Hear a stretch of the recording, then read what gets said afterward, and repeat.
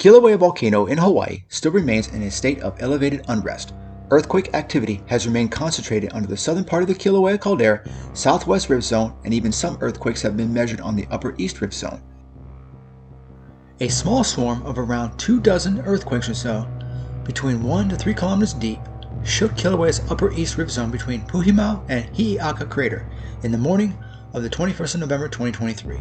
The largest quake in that swarm was around a magnitude of 3.2. A small swarm of a few dozen earthquakes took place on the south part of the caldera in the southwest rift zone from the 19th to the 20th of November. Since early October, there were numerous 1 to 2 day earthquake swarms that took place in the southwest rift zone and under the south part of the caldera.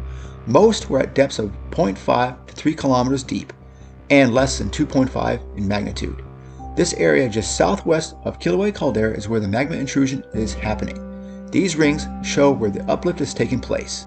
The earthquakes are taking place southeast of the uplift along the seismic southwest rift zone. Also, take note, not many earthquakes are being recorded under the caldera itself.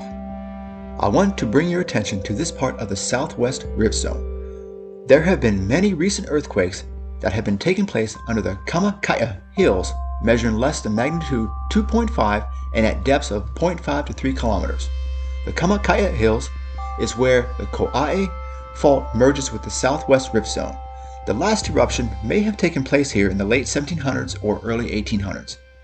Since the southeast flank of Kilauea continues to slide into the sea, this area will always remain an area of weakness and continue to be volcanically active. Sometimes magma will migrate from the summit reservoir to an area under the Kamaka Hills and will just sit there.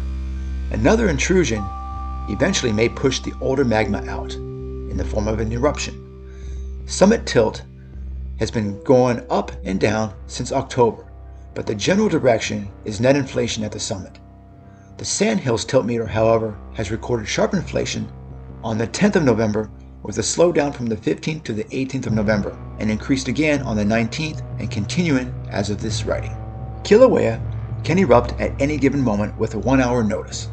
The likelihood of an eruption taking place at Kilauea is high before the year's end. More than likely, the next eruption is going to take place inside Kilauea caldera, and that may take place in either in the eastern part of Hale Mau'au and to the east onto the downdrop block of the caldera, and also one cannot rule out the possibility of an eruption happening on the upper east rift zone.